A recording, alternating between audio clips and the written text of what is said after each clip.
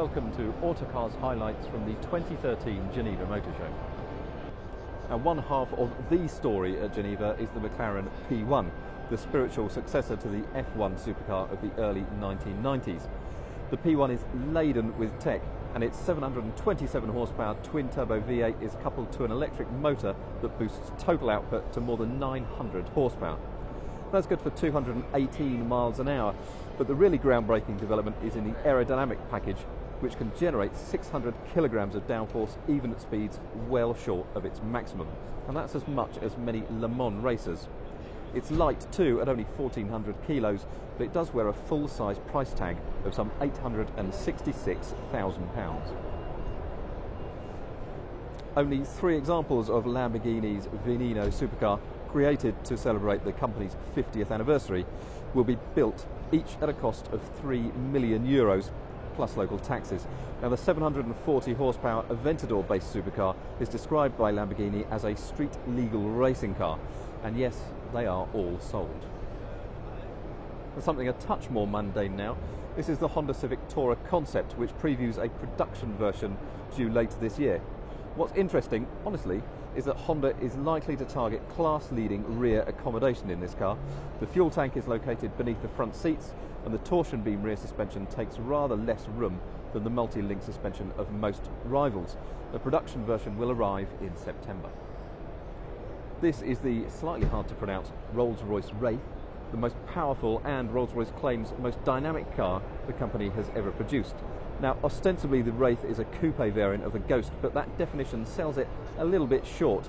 It's actually shorter of wheelbase and in length, and it's lower and wider than the Ghost it is based on, and Rolls says the interior uses phantom grey leather too. But the most significant thing about it is that it is stiffer to reduce body roll, and it is much more powerful. It has some 642 brake horsepower, and, get this, the car uses GPS satellite navigation data to read the road ahead and help put the car in the right gear for an upcoming corner. Clever stuff. Expect it to cost £215,000 when it goes on sale in the autumn.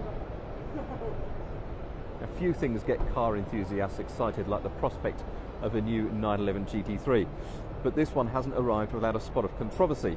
For one, there is no manual gearbox option, and 2, it is heavier than its predecessor. So here we are, the 1430 kilo PDK only GT3, and there's more. PASM variable dampers and a rear wheel steering system are also standard. But then, this is a GT3. There is still a limited slip differential, and a 468 brake horsepower 3.8 litre flat 6 arrives, and it revs to more than 9,000 RPM. Besides, it's not as if Porsche is on bad form at the moment, so this might be a slightly different kind of GT3, but we suspect those with the requisite £100,000 are unlikely to be disappointed. When AMG and Mercedes go about making their first ever hot hatchback, they don't do things by halves. At 355 horsepower, the A45 AMG is the most powerful hot hatch ever built. Fortunately, AMG has had the good sense to fit 4-wheel drive with that, which is coupled to a 7-speed dual-clutch automatic, making it good for 0 to 60 miles an hour in a sprightly 4.6 seconds. We reckon the A45 will be priced at £36,000 or so. That's more than BMW's 135i, but should prove less than the next generation Audi RS3. Production is imminent. BMW has done to the 3 Series what it has already done to the 5 Series, and created this, the 3 Series GT, with coupe-ish hatchy looks and near-estate practicality.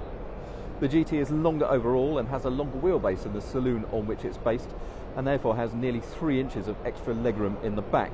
If that floats your boat, it's worth telling you that it goes on sale late this spring, priced at around £1,500 more than an equivalent 3 Series touring model. Alfa Romeo is re-entering the lightweight 2-seat sports car market with this, the rather gorgeous 4C Coupe. The 4C weighs around 1,000 kilograms and has 237 horsepower from its 1750cc 4-cylinder engine. A carbon fibre tub with aluminium subframes front and rear provide the chassis. Production will start this summer. Expect a price around £50,000, hopefully even under it. The Bertone Jet 2+2 has been created to celebrate both Aston Martin's centenary and the 60th anniversary of collaborations between Aston Martin and the Bertone styling house. In effect, it is, as you can probably tell, a shooting brake variant of the Aston Rapide and is mechanically identical underneath, with a 470 horsepower V12 motor. And if you think it looks rather splendid, you're not alone, but don't get too optimistic. It has been commissioned as a strict one-off by an Aston Martin collector. Officially, this is a concept car, but it wouldn't take such a stretch of imagination to see this FT86 concept as the production variant of the GT86 Coupe. Power and the near 50-50 weight distribution of the coupe should remain unchanged, but weight and body rigidity would inevitably suffer. Will it make production? Watch this space. And here is the second half of the Big Geneva story, La Ferrari or the Ferrari. McLaren says it likes to under-promise and over-deliver, but Ferrari has no such qualms about the statement it makes. It is claiming 0 to 186 miles an hour in this car, it's 300 kph, will take just 15.5 seconds, a second and a half faster than McLaren suggests. Ferrari, however, declines to comment about its top speed, mumbling something about it not really mattering.